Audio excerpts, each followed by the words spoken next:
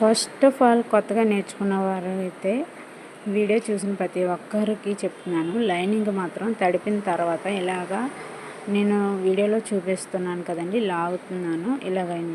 ఇలా అయితే చేసుకోవాలి. చేసుకోకపోతే అసలు మనం కటింగ్ చేసినప్పుడు అది పర్ఫెక్ట్గా అనేది రాదు, బుసబుసలుగా వచ్చేస్తుంది, ఎగుడు దిగుడు కూడా వస్తుంది. ఇదైతే నేను డ్రెస్కి తీసుకున్నాను, మీరు మీటర్ ముక్క తీసుకున్నాను. ఇదైతే 2 మీటర్లు అండి. ఇది డ్రెస్కి, ఇది బ్లౌజ్కి తీసుకున్నప్పుడైతే నేను చూపించిన విధంగా అయితే ఆ కొన ఈ కొన పట్టుకొని లాగుతూ ఉండాలి. ఇద్దరు మనుషులు ఉంటే అది ఈజీగా అయిపోతుంది. ఒక్కళ్ళైనా సరే నేను చూపించిన విధంగా అయితే లాగేసి ఇస్త్రీ అనేది చేసుకోవచ్చు. ఇస్త్రీ లేదు మా దగ్గర ఇలా నీట్గా లాక్కొని మొత్తం అంతా లాగాలి. ఇలాగా గట్టిగా లాగిన తర్వాత ఇస్త్రీ మనం ఎంత నీట్గా అయితే ఉంటుందో అంత నీట్గా మనం ఫోల్డింగ్ చేసుకుంటే మనకి సులువుగా అనిపిస్తుంది పని కూడా. మనం కటింగ్ చేసినప్పుడు, లైనింగ్ కటింగ్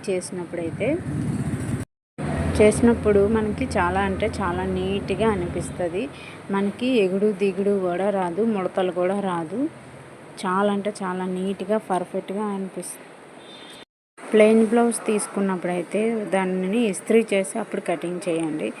ఎందుకంటే క్లాత్ అనేది జారిపోతుంటుంది కొన్నిట్లకి అయితే క్లాత్ మనం ఎలా పెడితే అలా నించొని ఉంటుంది.